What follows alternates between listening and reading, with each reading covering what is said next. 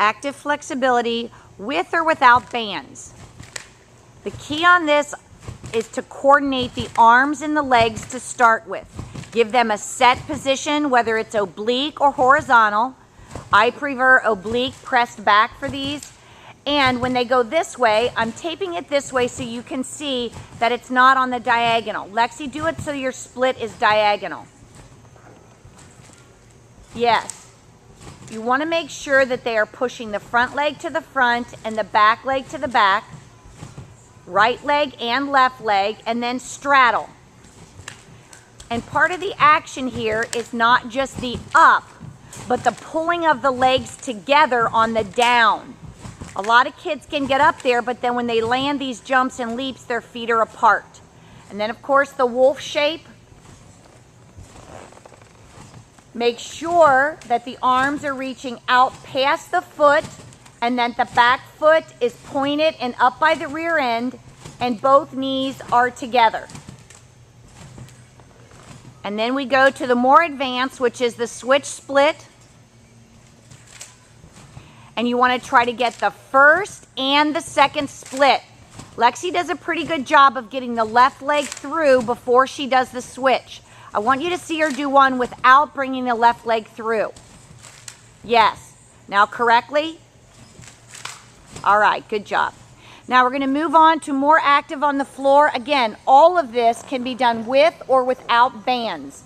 Okay, we start and we do the overheads. Working on keeping the knees tight, arms flat on the floor. And I want you to notice how she crosses at the ankles to work on the alignment instead of having them go side by side and bring it out to the side. This helps keep the leg going straight over the head, working more of the hamstring stretch versus out to the side.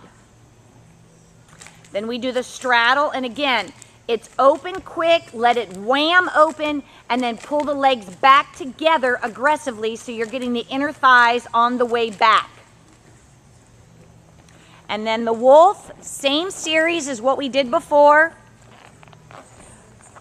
Legs together, then roll up so the rear end actually comes off the floor.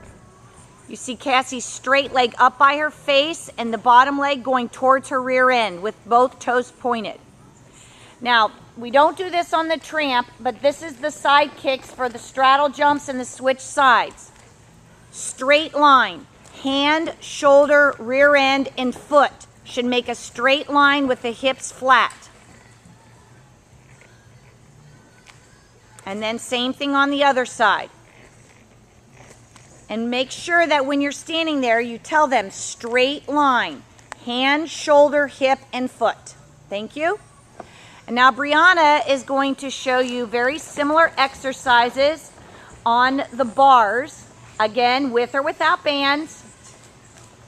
The head should be neutral so that we're strengthening the neck, not letting it hang down. Brianna, show it hanging down. That's correct. That does nothing except cause pike. So make sure that they're spotting straight ahead. Toes are pointed. Try to keep the split as even as possible. And then the other side.